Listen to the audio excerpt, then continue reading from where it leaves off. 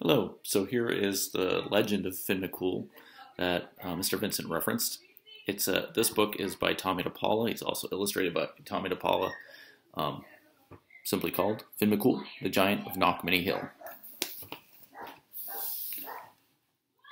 In olden times, when Ireland's glens and woods were still filled with fairies and leprechauns, giants too lived on that fair Emerald Isle. One of the finest of those big folk was Finn McCool, who was wed to the lovely great lass Una. They made their home on the top of Knockmany Hill.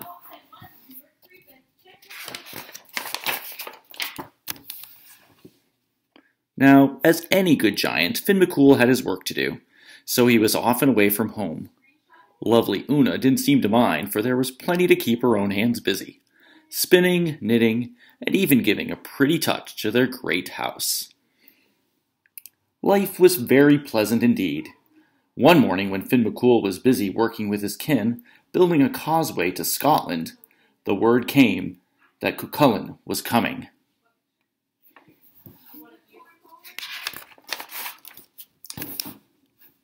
Cuchulainn was a giant too, and without a doubt the strongest in that part of the world. When he walked, the very earth trembled, and with one blow of his fist, he had flattened a thunderbolt so it looked like a pancake. He was so proud of that feat that he kept the thunderbolt in his pocket to show all just how strong he was. Every giant in Ireland had been given a good beating by Cuchulainn. Every giant, that is, except Finn McCool. And Cuchulainn swore by the green that he would never rest, day or night, winter or summer, until Finn McCool was added to his list.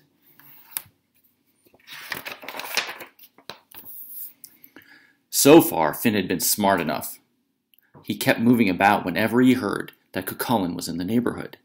But this time, Cuchulainn was sure to get him, so Finn left the causeway and sped off for Knockmany Hill, his house, and his darling Una. "Finn, my love," said Una, greeting him at the door, "what brings you home so early from your work?" "The chance to get a sight of you, my sweet thing," said Finn. Since he was as honest as the summer day is long, he added, "and to keep out of the way of Cuchulainn. He's after me." Una soothed her husband. She brought him his slippers and lit a pipe for him. She stirred up the peat fire so it would be cozy. Then she set down a huge mug of stout and cut a gigantic slab of soda bread for her dearie. "Finn, husband of mine, enough is enough," said Una, as gently as she could. "For years you've been hiking around from one place to another to avoid this Cuchulainn.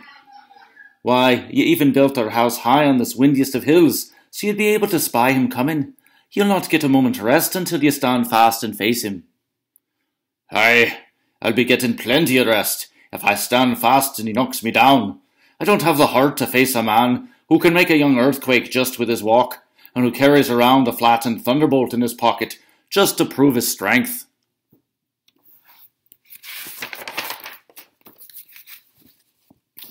At that, Knockmany Hill gave a little dance. "He's coming," said Finn, his face turning a fine shade of pale green. "Now hush," said Una, "and give me time to think. Do you worry that I won't do all I can to help you settle this matter once and for all?" Una then worked a charm the fairies had taught her. She took 9 woolen threads, each a different color, and braided them into 3 braids. She put one around her right arm, one circling her heart, and the third around her right ankle. Now nothing she did could fail.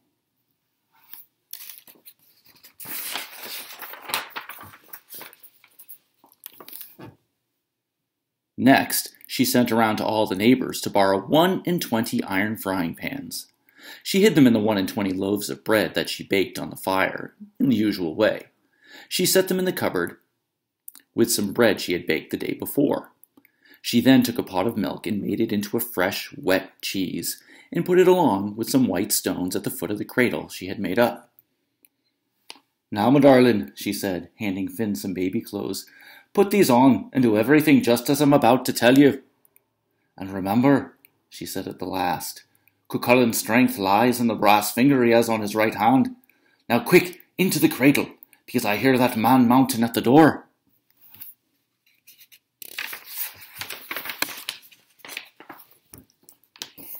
"All right, woman," bellowed the giant at the door.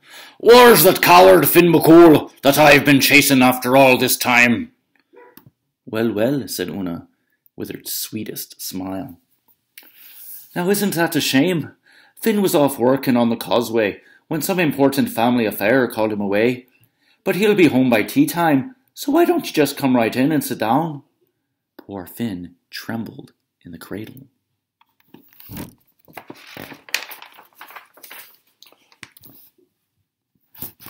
"See this?" Cucullin said, pulling what looked like a pancake out of his pocket. "This was a thunderbolt until I caught it and flattened it, and that's what I'm going to do to Finn McCool too."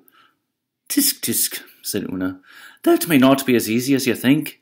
Finn McCool's a big broth of a man. Why, take a look at our little baby, and you might be getting an idea of the strength and breadth of Finn himself." Cucullin peeked in the cradle. "Chirrup," said the huge baby, looking back at him. "My," said Cucullin, "what a big boy!"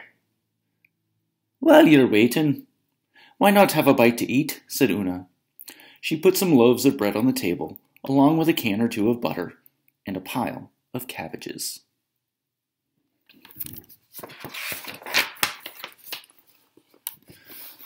Cucullin, who was as much a glutton as he was a bully, popped a loaf into his mouth and took a huge bite, right down on one of the frying pans.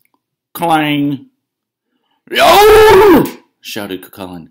"What kind of devil's bread is this? Here are two of my teeth out." "That's Finn's bread, the only kind he eats," said Una. "Is it a bit too tough for you?" "Too tough for me!" shouted Cucullin. "I should say not. Just give me another." Cucullin chomped into another loaf and into another frying pan. "I'll not have a tooth left in me mouth, woman. There's two more out." Cucullin hollered even louder.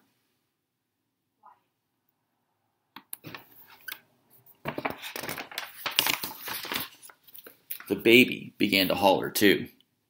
"Hungry! Hungry! Hungry!" "Ah, sweet dumpling," said Una, and she handed baby Finn a loaf. And because there was no frying pan in it, Finn ate it right down. "More!" said the baby, and he gobbled up another loaf.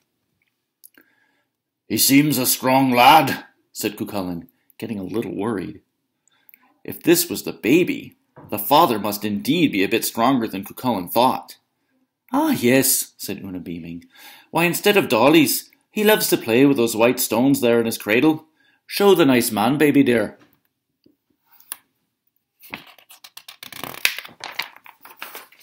Finn did as he was told. He picked up a stone that was really the cheese and squeezed all the water out of it, and popped it into his mouth and ate it down. Cucullin was not to be outdone by a baby.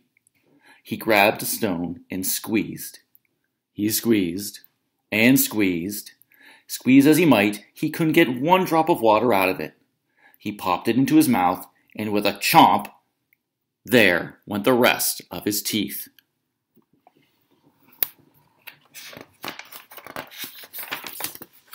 The howl that came out of him almost broke all the windows. When he finally calmed down, Cucullin said to Una, "What kind of teeth does that lad have? They must be made of iron. Let me see your choppers, baby." At that, baby Finn opened wide his mouth, and Cucullin stuck in his brass finger. The very brass finger that was the secret of his strength.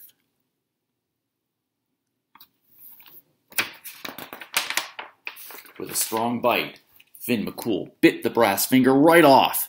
Then up Finn leapt and began to pound the daylights out of poor, weak Cucullin. That was that. Out the door went Cucullin, never to bother anyone, let alone Finn McCool again. "Tea's ready, my love," said Una, and Finn McCool sat down with the best giant wife in the whole world, and they lived a long, happy life. And then there's a little author's note kind of at the back that says, stories about the popular Irish giant Finn McCool have been handed down from generation to generation. Perhaps Finn McCool is best known for the Giant's Causeway, The highway he built between Ireland and Scotland. The encounter between the giant Cuchulainn and Finn at Knockmany Hill is one of the funniest of Finn McCool's adventures. Details in the border art of this book were inspired by early Irish jewelry and metalwork.